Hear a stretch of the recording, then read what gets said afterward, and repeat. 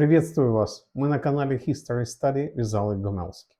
Сегодня я хотел бы вернуться к началу моих работ по еврейско-украинским взаимоотношениям в 20 веке. Одной из первых тем в них стал лидер независимой Украины Симон Петлюра. Личность Петлюры на сегодняшний день одна из наиболее оболганных советской пропагандистской машиной и ее наследницей российской. На него взвалена единоличная ответственность за все ошибки и неприглядные поступки, совершенные кем бы то ни было в армии УНР, любым представителем украинского этноса, да и вообще кем бы то ни было в период освободительной борьбы украинского народа 17-21 годов. К вопросу о роли Петлюры в истории еврейско-украинских отношений я подходил предубежденно, со скептицизмом еврея, наслышанного о преступности главы УНР, для которого слово «петлюровец» было синонимом слова «погромщик». Но то, что мне удалось обнаружить в архивах, изучить и проанализировать, полностью перевернуло мое отношение как к Симону Петлюре, так к УНР и вообще к пресловутому генетическому украинскому антисемитизму. Выяснилось, что Петлюра на самом деле был одним из самых юдофильских политиков мира, оклеветанный, непонятый. Его убийство, судебные фарсы и посмертное шельмование – спецоперация ОГПУ СССР. Петлюра всегда искренне интересовался еврейским вопросом. Еще в школе, как вспоминали его одноклассники, он часто вставал на сторону еврейских учеников, которых оскорбляли задиристые сверстники. За это его насмешливо стали называть еврейским папочкой. Профессор Федор Щербина, с которым Петлюра работал после исключения из семинарии, вспоминал, что Симон нередко и открыто выражал сочувствие евреям. Печально, что предвзятое мнение о мнимом антисемитизме Петлюры и его ответственности за погромы, вопреки известным фактам и вопреки очевидной непоследовательности обвинений со стороны его ненавистников, до сих пор остается популярным. Факты, подтвержденные документально, также свидетельствуют о том, что погромы еврейского населения, кроме преступников среди украинских военных, совершали всевозможные мерзавцы и под большевистскими знаменами, и под белогвардейскими, не говоря уже о неправительственных бандитах всех цветов и оттенков. И по крайней мере некоторые из большевистских и деникинских погромов организовывались и управлялись лидерами этих движений, в то время как лидеры УНР всегда были категорически против погромов. После развала Российской империи красный террор и жестокие репрессии большевиков против всех наций и персонально против представителей народов, пытавшихся завоевать национальную независимость от Московской империи, начались уже 1917 года. И закончились они только после развала СССР. Что же мы видим сегодня? Путин, офицер КГБ, пытается построить СССР 2.0. Отсюда и репрессии, деукраинизация на временно оккупированных территориях и так далее и тому подобное. Собственно, коммунисты всегда уделяли особое внимание уничтожению традиций, национальных культур и религиозных течений. Условно говоря, они пытались заменить Бога на Ленина и Маркса. В отличие от коммунистической власти, лидеры УНР и в частности Симон Петлюра уделяли особое внимание культурному и религиозному наследию. Например, Симон Петлюра в обращении к населению Украины от 18 марта 1921 года указывал: когда вы встретите среди коммунистов евреев, помните, что они для своего народа такие же предатели Каины, забывшие веру и законы отцов своих, как и те из наших предателей, которые присоединились к большевикам. И несправедливо было бы возлагать вину за этих отступников на весь еврейский народ, как невозможно возлагать вину за наших предателей-коммунистов на весь украинский народ. Я знаю, что от таких предателей отреклась еврейская община и восприняла их как предателей своего народа. Симон Петлюра был крайне опасной личностью для большевиков, потому что, глядя в будущее, он стремился рассказать миру об украинской самобытной культуре. К примеру, лишь благодаря всемирной поддержке лидера УНР, несмотря на тяжелейшее положение на фронтах, были организованы гастроли хора Кошица. Так мир услышал «Щедрика», замечательное произведение украинского композитора Леонтовича. Петлюра всячески стремился к взаимопониманию между тремя нациями – украинской, еврейской и польской. Во второй половине 20-х годов очернить Петлюру перед поляками было невозможно, потому что польское правительство в это время всячески поддерживало Петлюру и украинскую диаспору. Но вот сделать лидера УНР козлом отпущения за все трагические антиеврейские события на территории Украины, к сожалению, удалось. И в этом Москве помог отступник, каинообразный анархо-большевик Шварцбард, убивший Симона Петлюру. Любопытно, что сегодня одним из самых неутомимых защитников этого псевдосвятого Шварцбарда является любезный, от слова «лебезить», друг московского антисемита Проханова, некий товарищ Финкель. Но как в этом Финкеле причудливо и нелепо сочетается горячая любовь к Шварцбарду, который активно участвовал в развале Российской империи, и верноподданническое обращение к Проханову. Мне стыдно и больно за евреев-революционеров, внесших свою лепту в развал Российской империи, виновных в многочисленных преступлениях гражданской войны, уничтожении православия, духовенства, аристократии и интеллигенции русского народа. Проклятые раввинами того времени безбожники и атеисты Троцкий, Свердлов, Юровский, Каменев, Зиновьев, Ягода – эти имена лишь верхушка айсберга. Их страшные и кровавые преступления оставили неизгладимые раны на душе и теле русского народа. Интересно, когда же пресловутый Финкель кривил душой? Тогда, когда воспевал анархо-большевика Шварцбарда, или когда посыпал голову пеплом перед Прохановым за преступления, подобных самому Финкелю, еврейских каинов? Ну, то есть предателей, отступников, людей, которые бьют по своим. И да, сюда же можно отнести всевозможных Троцких, землячек, Пересов, Сандерсов, Финкелей, а также тех красномаечных протестантов США, которые протестуют сегодня против помощи Израилю и поддерживают антисемитов. Такие свои порой опаснее любых врагов. Но давайте все-таки вернемся к фактам. Так что же нам рассказывают исторические документы и свидетельства очевидцев? Они доказывают, что Петлюра неоднократно пытался предотвратить погромы, всегда заботился о помощи пострадавшим, когда предотвратить насилие не удавалось, и употреблял все доступные ему средства, чтобы остановить те погромы, которые случались в пределах его хотя бы частичного контроля. Именно поэтому вместе с отступающей армией УНР снялись с насиженных мест и покинули страну десятки тысяч украинских евреев, ища спасения и безопасности именно в обществе Петлюры и петлюровцев. Этот факт предельно неудобен для петлюрофобов. Чтобы разобраться в истории, надо задать несколько вопросов. Первый. Был ли Петлюра антисемитом? Мои оппоненты то и дело обвиняют Петлюру в том, что он не наказывал как следует погромщиков, но не забывают, что Петлюра был не самочинным атаманом, не палачом в кожанке с маузером на боку, а главой европейского государства, который должен был соблюдать законы, а не расстреливать погромщиков собственноручно. Удивительно, что именно Симон Петлюра был единственным государственным лидером, боровшимся во время гражданской войны с погромами и погромщиками на законодательном уровне. О том, что Петлюра не был антисемитом, свидетельствует его сердечное отношение к еврейскому народу, за что он получил обвинение от ряда современных юдофобов в том, что недальновидный Петлюра уничтожал украинцев, не разделявших его юдофильство.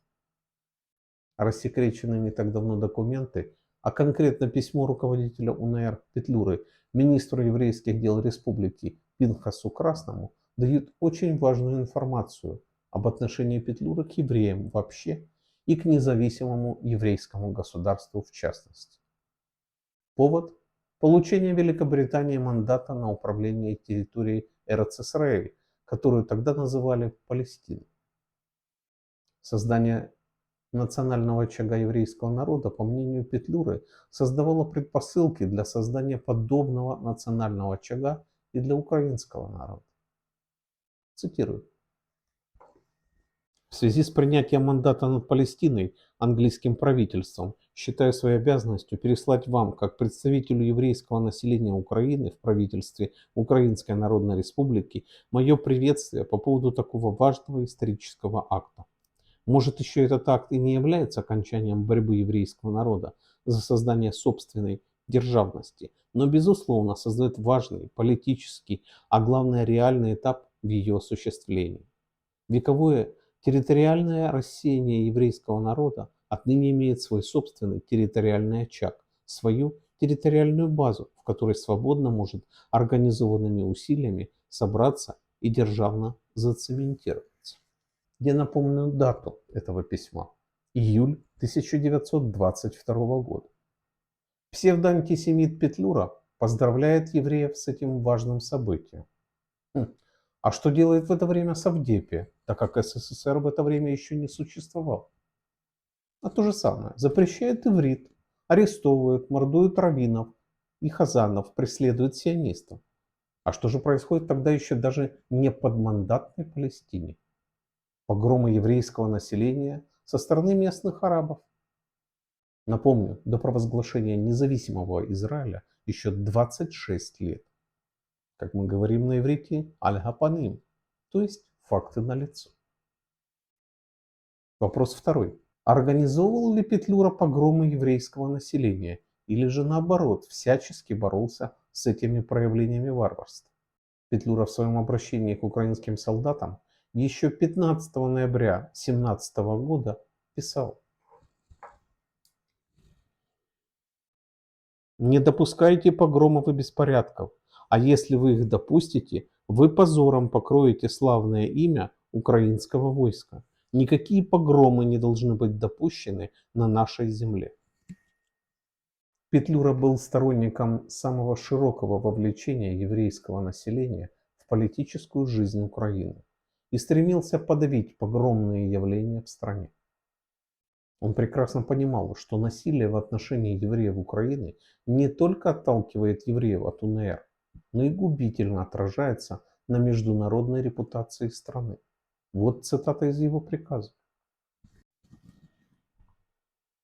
Время нам знать, что еврейство, так же как большинство нашего украинского населения, потерпело бедствие от большевистско-коммунистического нашествия. И понятно уже, где правда. Мирное население, еврейское население, их дети, их женщины, равно как и мы, было порабощено и лишено своей национальной воли. И ему некуда идти от нас. Оно живет с нами с давних времен, разделяя с нами нашу судьбу и наши бедствия. Старшинство и казачество. Весь мир смотрит и удивляется нашим освободительным подвигам.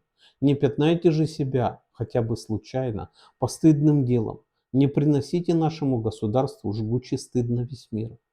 Кто же пускается на столь тяжкое преступление, тот предатель и враг нашего края и должен быть отстранен от человеческого общества.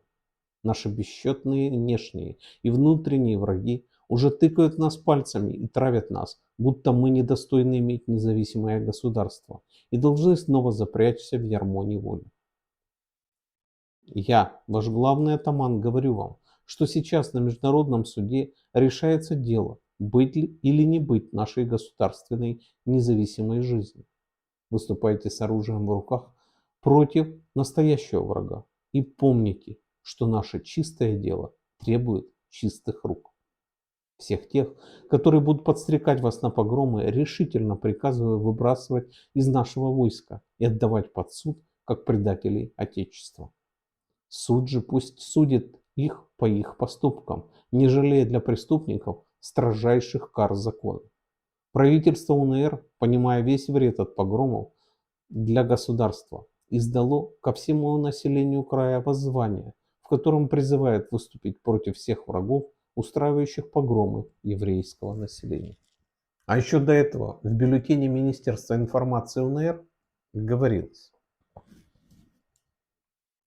главный атаман Петлюра и командный состав нашей армии решительно борется с погромами еврейского населения и вообще с каким бы то ни было насилиями над ним и всеми проявлениями, которые могли бы внести обострение в совместное существование двух народов. Главный атаман утверждает, что евреи принесли не одну человеческую жертву на строительство Украинской независимой республики. Главный атаман знает факты, когда представители еврейского населения, которое помогало нашему войску, лояльно поддерживало законную республиканскую власть, враги нашего государства, коммунисты, большевики, расстреливали, насиловали женщин и детей, чинили погромы еврейского населения и забирали последние материальные средства для жизни. Главный атаман относится с большим уважением к этим жертвам еврейского населения, которые оно принесло на алтарь нашего Отечества. Главный атаман знает факты, когда еврейское население помогало нашим больным и раненым, и дети евреев омывали кровь с тел наших героев в госпиталях, быстро организованных самими же евреями, в 5 верстах от линии боев с большевиками. Главного атамана трогали те слезы благодарности, которые появлялись у наших больных или раненых казаков к евреям за их сердечную заботу и помощь ближним. Главный атаман сообщает, что погромная агитация часто намеренно производится большевистскими провокаторами в тылу нашей армии с целью дезорганизовать наш фронт и всю государственно-строительную работу нашего правительства. Главный атаман подтверждает, что это определенная система большевиков, в которой они обладают большим талантом. Но с не меньшим талантом наши казаки находят этих провокаторов и ведут беспощадную борьбу с ними.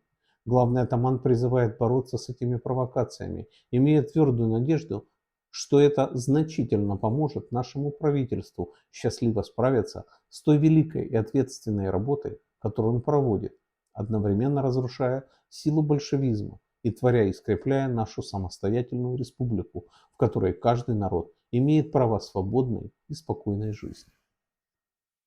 Я очень часто слышу, что некоторые петлюрофобы обвиняют Симона Петлюру в том, что он якобы начал бороться с погромами лишь после трагических проскуровских событий середины февраля 19 года. Но документы свидетельствуют, что это не так. Например, в телеграмме главного атамана войск УНР Петлюры от 28 января 19 года указывается: Киев, Министерство еврейских дел, Миргород из Киева. Министерство еврейских дел сообщает о грабежах и эксцессах на станции Ярески над еврейским населением со стороны эшелонов, которые проходят. Приказываю расследовать дело и мне донести, а также принять меры, чтобы подобные эксцессы в дальнейшем не имели места и уголовно преследовались. Главный атаман Петлюра. Вопрос третий. Проскуровский погром. Как это было на самом деле? Этот погром – одна из самых жутких страниц истории еврейско-украинских отношений. Чтобы разобраться, эту трагедию нужно изучать полностью и со всех сторон, тщательно присматриваясь к причинам и последствиям. Лишь после моих публикаций вслух начали указывать на то, что сам погром, который был кровавым и ужасающим примером варварства, был спровоцирован попыткой антиукраинского мятежа, организованного в Проскурове большевиками. Накануне 3 представителя губкома прибыли в город и организовали тайное совещание, на котором помимо самих большевиков присутствовали члены Бунда, Пале-Циона и других левых еврейских партий. Секретарь губкома Алексей Снегов, он же Иосиф Фаликзон, убедил всех присутствующих в необходимости вооруженного восстания против УНР и его безусловном успехе. Сам же Снегов Фаликзон раздал общине оружие. Подчеркну, оружие это предназначалось не для обороны от погромщиков, а для вооруженного мятежа. После провала мятежа подразделение армии УНР под командованием атамана Семисенко устроило погром евреев в городе.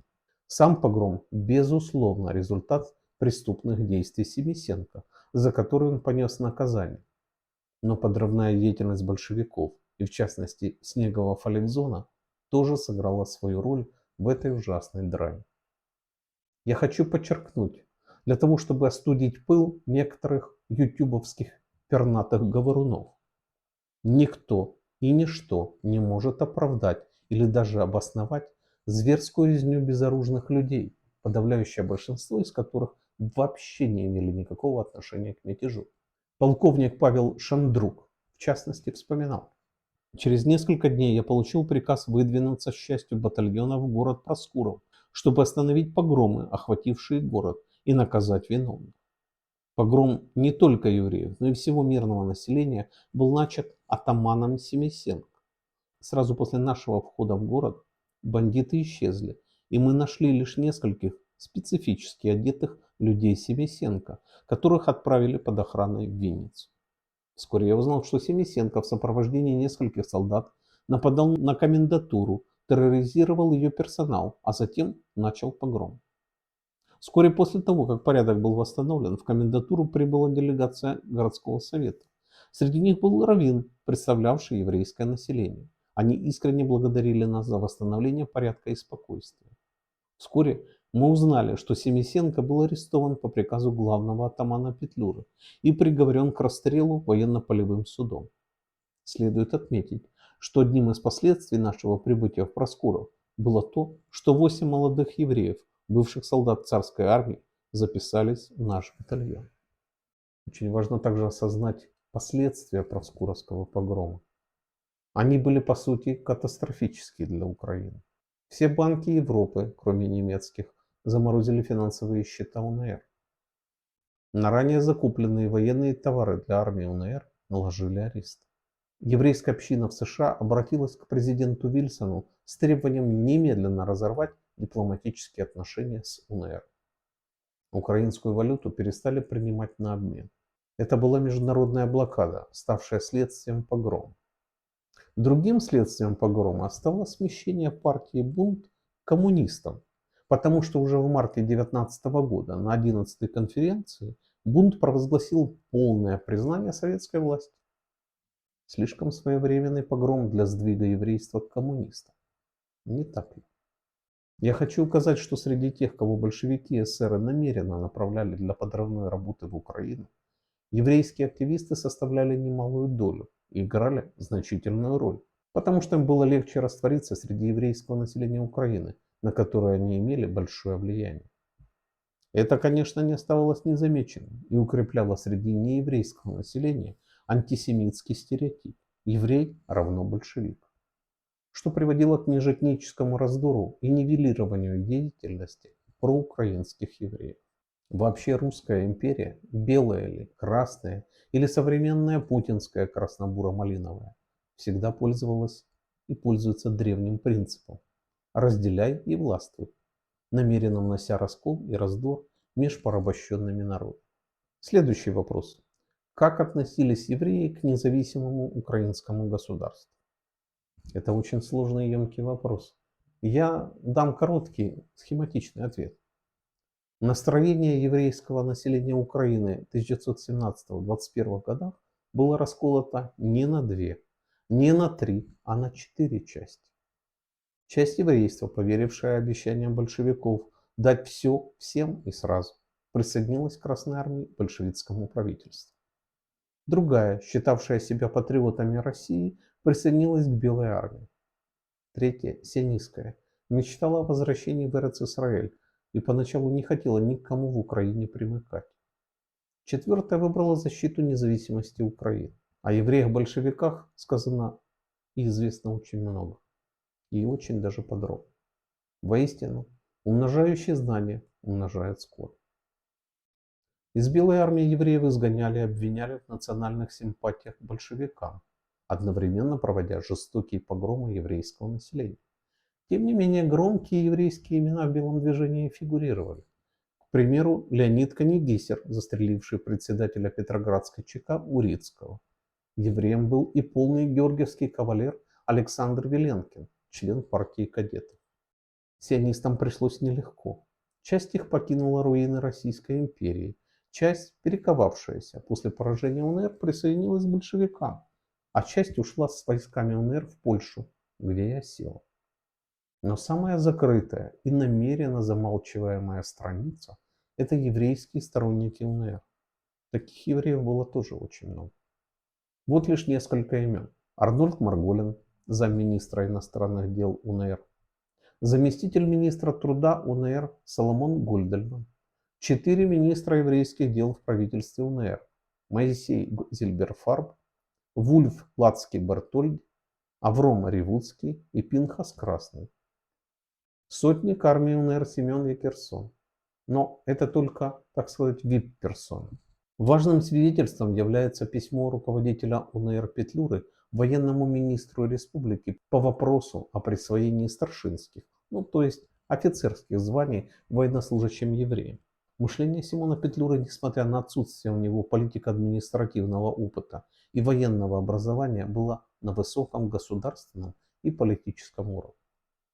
Его логика, соединенная с моралью и гуманизмом, заставляет понять, почему Петлюра так мешал СССР и зачем в убийстве Симона Петлюры использовали еврейскую карту. Подход Петлюры к украинским евреям, как к украинцам Моисеевого закона, ну, то есть исповедующим иудаизм, в очередной раз разрушает миф об антисемитизме главы УНР. Именно объединение украинцев и евреев угрожало разрушением основному мифу Совдепии как интернационального государства. В свою очередь, советская власть всегда пыталась навязать образ УНР как бандитского, антисемитского образования. Однако реальность, как мы видим, была прямо противоположной. В будущем процент неправославных элементов в нашей армии будет увеличиваться, и интересы государственной политики требуют определенной, на державный взгляд, переделки этих элементов. Потому что в противном случае мы будем иметь лишнюю оппозицию, лишнюю разрушающую силу, которая будет обессиливать нашу государственность. В этом деле отличие религиозной принадлежности нужно перекрыть государственной принадлежностью. Следуя примеру французской армии, где национальность евреев старшин или солдат не мешала им быть хорошими французскими патриотами. Такой политикой мы скорее привлечем на свою сторону наши еврейские элементы, чем политикой ограничений или преследований. Потому что первое, в конце концов, создаст для нас, украинцев, Моисеевого закона, а другой– врагов нашей государственности, которые будут разлагать ее изнутри. Отношение евреев к УНР, ее армии и руководству подтверждаются также белогвардейским источникам. Документ под названием «Особое совещание при главнокомандующем вооруженными силами Юга России». Называется оно «Положение на Украине 10 марта 2021 года». Еврейская эмиграция из Украины колоссальная. В Восточной Галиции уже насчитывается до 40 тысяч евреев-беженцев, и это количество увеличивается с каждым днем.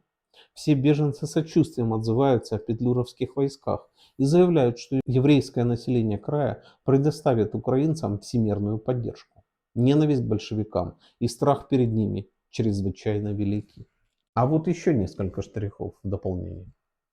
Единственный случай в мировой истории, когда на официальных государственных денежных знаках была надпись на идиш. И было это как раз в Украинской Народной Республике. В дополнение, третий универсал УНР был опубликован на 4 языках, включая идиш. Про Министерство еврейских дел в УНР я уже упоминал. Теперь пятый вопрос. Кому была выгодна смерть руководителя УНР? Приход к власти в Польше Юзефа Белсудского меньше чем за 2 недели до убийства его друга и союзника Симона Петлюры означал, что терявший популярность глава УНР вновь возвращался на шахматную доску истории. Убийство Петлюры таким образом становилось превентивным ударом по новому Украинско-Польскому союзу против СССР. Вся операция сталинского ГПУ, кстати, она совпала по времени с подавлением внутренней оппозиции в СССР, была ловко закамуфлирована под месть главному погромщику гражданской войны. Ну и, наконец, ключевой вопрос. Убийство Симона Петлюры– это акт спонтанной мести? Изучив многочисленные рассекреченные документы из советских архивов, личность убийцы Петлюры, судебные стенограммы и свидетельства современников, я пришел к выводу, что это преступление очень хорошо спланированная спецоперация большевистской власти. Вот факты. Украинская диаспора в Париже была перенасыщена советской агентурой. Об этом свидетельствуют рассекреченные донесения этих агентов. К судебному процессу в Москве готовились даже более тщательно, чем в Париже. Директивы советских органов не оставляют никаких сомнений в их намерении представить Симона Петлюру погромщиком и авантюристом, финансировать прибытие на процесс нужных лиц и препятствовать присутствию неудобных свидетелей, а также обязать советскую прессу публиковать только материалы, рекомендованные властями. В соответствии с этими инструкциями, советская пресса с восторгом прославляла Шварцбарда как славного мстителя за убитых евреев. В то же время десятки, а то и сотни тысяч людей, включая сионистов и еврейских религиозных лидеров, как, к примеру, раввин Шнейрсон, уже находились в тюрьмах и концентрационных лагерях СССР. Линия защиты Шварцбарда была фактически скопирована защитой, использованной Морисом Конради, капитаном армии Российской империи, который 10 мая 23 года в Лозанне убил члена советской делегации Вацлава Воровского. Адвокаты Конради утверждали, что убийство Воровского было местью за родственников Конради, погибших во время гражданской войны. Антипетлюровская и псевдофилосемитская кампания, организованная через советских агентов влияния во Франции и других западных странах, способствовала полному оправданию Шварцбарда, изображая его отважным мстителем за убитых родственников.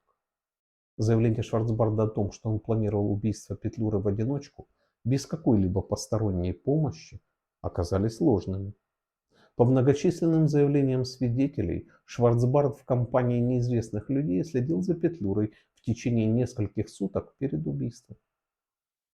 Шварцбард лгал, утверждая, что он не стрелял в тяжелораненого Петлюру, когда тот лежал на земле. Это было опровергнуто несколькими свидетелями и выводами судебно-медицинской экспертизы. Также Шварцбард солгал о дате и месте своего рождения, чтобы затруднить расследование и скрыть свое уголовное прошлое. Многократно под давлением аргументов обвинения Шварцбард с помощью своего адвоката, который был представителем Советского Союза во Франции, менял свои показания относительно погибших родственников, причин и обстоятельств убийства Петлюры, обвинений Петлюры в антисемитизме. Месть Шварцбарда была странным образом направлена исключительно на Петлюру. Но никаких действий против коммуниста Буденного или жителей Парижа Деникина и Махно этот псевдомститель не устраивал. И если то, что коммуна-анархист не убил социально близких ему Буденного и Махно, в принципе понятно, то почему же он не тронул своего классового врага, белогвардейского генерала Деникина? Личность Шварцбарда замечательно характеризуется в заключительном слове прокурора на процессе.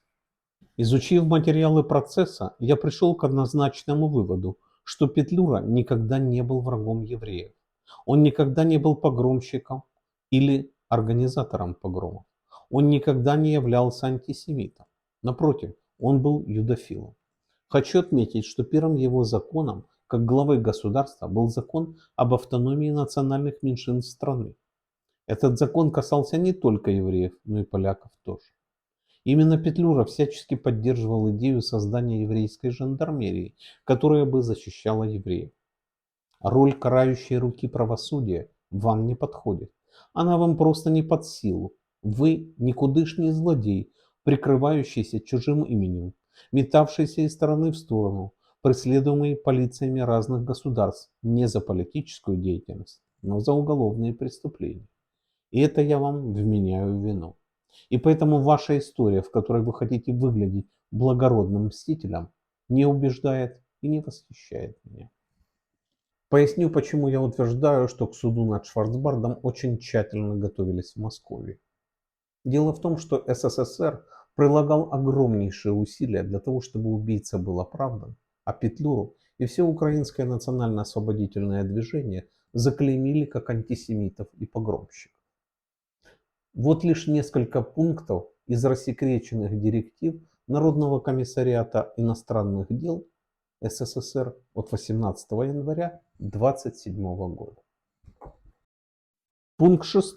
Особенно важно считать выступление на процессе свидетелем бывшего старшего адъютанта Петлюры Лысенко, хорошо знающего как личную жизнь Петлюры, так и всю его политическую и военную деятельность в Украине после революции.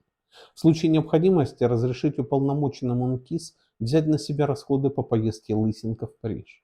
Лысенко сам стремится выступить на процессе, и органы ГПУ уверены в его полной благонадежности. Пункт 7. Не возражать против вызова защиты в роли свидетеля Винниченко, который неоднократно в своих печатных произведениях характеризовал петлюровское движение как авантюристическое, что ничего общего с революционным движением украинских трудящихся масс не имеющие. Он полностью возлагает вину за организацию еврейских погромов на Петлюру. У НКИС нет оснований бояться, что выступление Винниченко может превратиться в демонстрацию против УССР и таким образом косвенно помочь петлюровским организаторам процесса.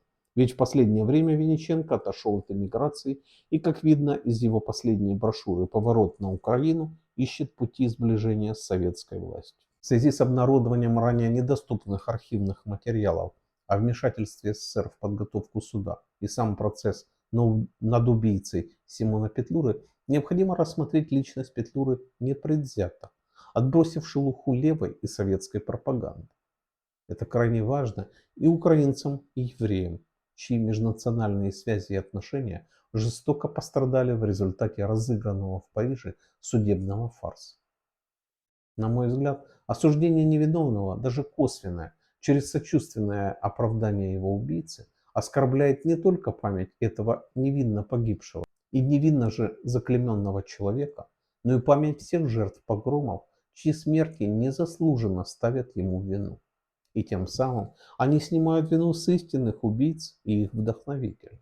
Петлюрофобы не готовы критически переосмыслить историю, воспринимать ее не с эмоциональной точки зрения, а с фактологической и аналитической.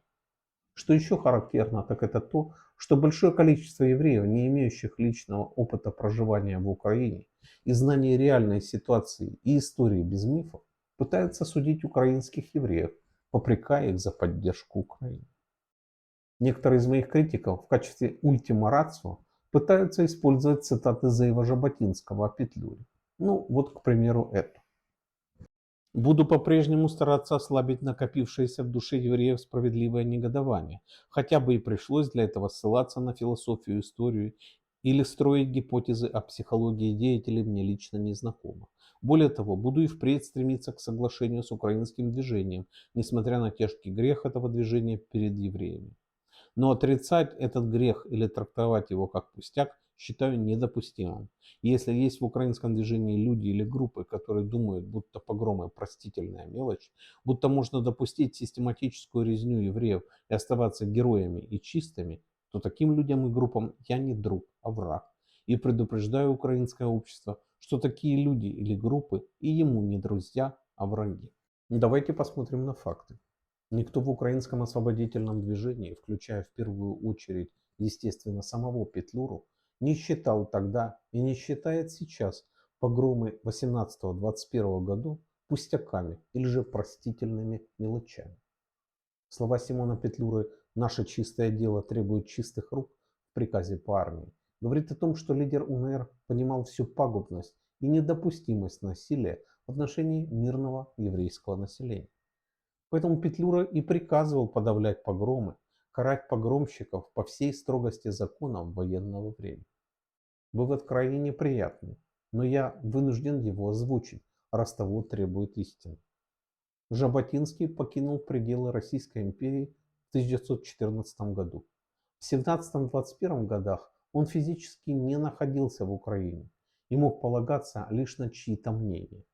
То есть это антипетлюровское письмо Зеева Жаботинского, попытка человека, не имевшего полной информации и не изучившего реальную ситуацию в Украине 17-21 годов, возложить единоличную ответственность за погромы еврейского населения в Украине исключительно на Симона Петлюру.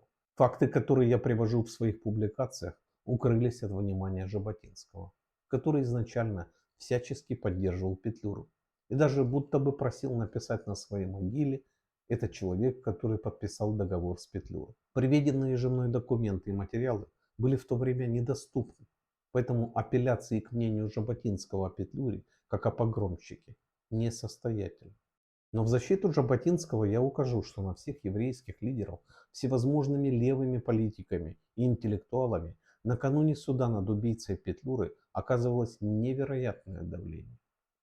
Помимо Жаботинского на советскую пропагандистскую кампанию, в которой была искусно разыграна еврейская карта, попалось много известных людей.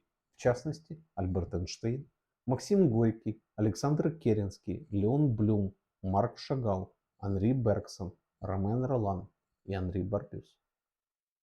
Практически уверен, что создатель еврейского легиона в британской армии и лидер сионистского движения в Эрец-Исраэль Зеев Жаботинский искренне ошибался и был намеренно введен в заблуждение относительно деятельности лидера украинского национально-освободительного движения Симона Петлюры.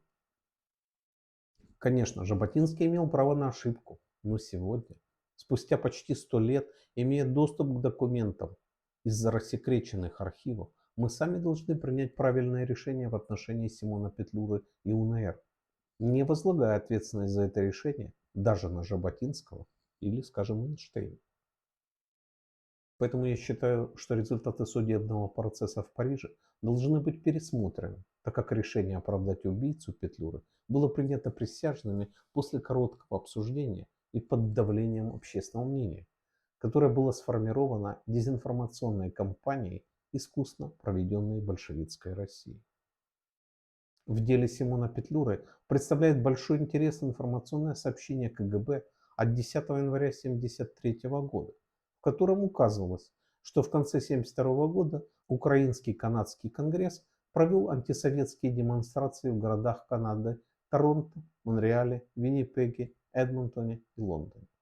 В этом документе также отмечалось: Авраам Шифрин активно участвовал в этих провокационных акциях националистов.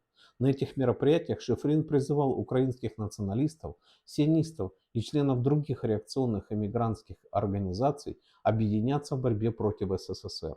В своих выступлениях он идеализировал фигуру Симона Петлюры, представляя его как противника антисемитизма, и осуждал убийство этого палача в Париже, пытаясь таким образом снять препятствия для развития сотрудничества между сионистами и украинскими националистами. Ну и, наконец, крайне важно содержание письма Авраама Шифрина к Славе Стецку, датированное 18 февраля 1981 года. Шалом вам, пани Слава. Я получил ваше письмо с адресами на Дальнем Востоке. Организация дружбы с Украиной у Якова Сусленского хоть и медленно, но развивается, как вы знаете. Я думаю, хорошо бы вам дать ему материалы о том, что Петлюра был социалистом и не ставил себе задачи погромы, и что погромы были и от рук Буденного, и от рук Махно. Объяснять надо исторически, что советская власть валит все на Петлюру, потому что он боролся за свободную Украину, был националистом. Вот Махно они не ругают так, им страшен национализм.